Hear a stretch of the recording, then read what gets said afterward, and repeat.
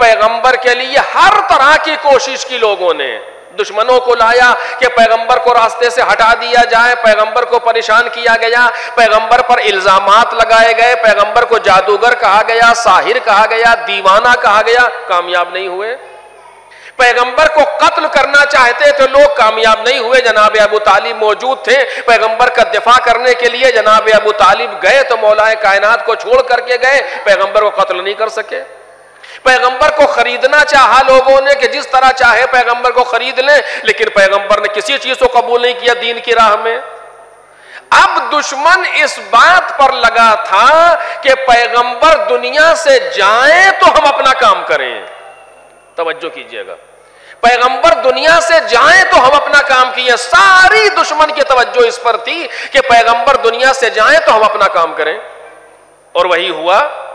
پیغمبر کے لیے مشتاق ہے، قرآن مجید کہہ رہا ہے کہ افَإِن مَاتَ أَوْ قُتِلَ انقلبتم علی اعقابکم، اگر پیغمبر مر جائیں یا قتل ہو جائیں تو تم پلٹ جاؤ گے جہاں سے آئے ہو وہیں اپنے ماضی پر۔ یہ قرآن مجید کہہ رہا ہے۔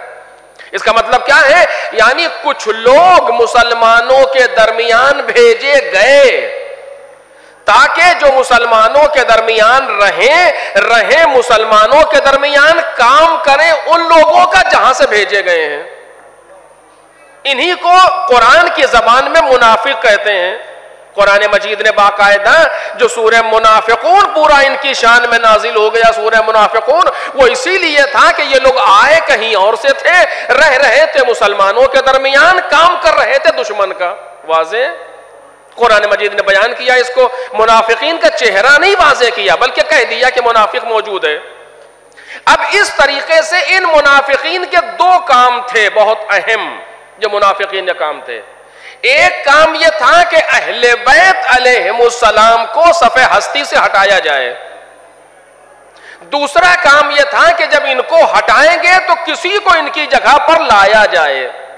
یہ دو کام جو دشمن انجام دے رہا تھا، اور مسلمانوں کا سخت ترین دشمن جسے قرآن مجید نے کہا ہے وہ یہودی ہے۔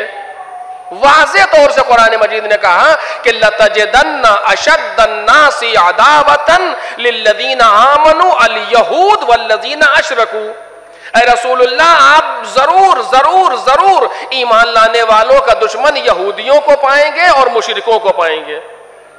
اور نتیجہ یہاں تک ہوا کہ یہودیوں نے مشرکین سے ایک معاہدہ کیا، ایک پیکٹ کیا پیغمبر کو مکے سے نکالنے کے لیے، پیغمبر کو قتل کرنے کے لیے شب ہجرت میں۔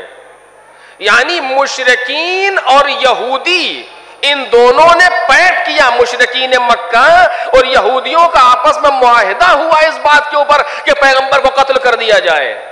یعنی اگر آپ تاریخ اٹھا کر کے دیکھیں تو یہود اور سعود کا معاہدہ بہت پرانا نظر آئے گا آپ کو تاریخ میں۔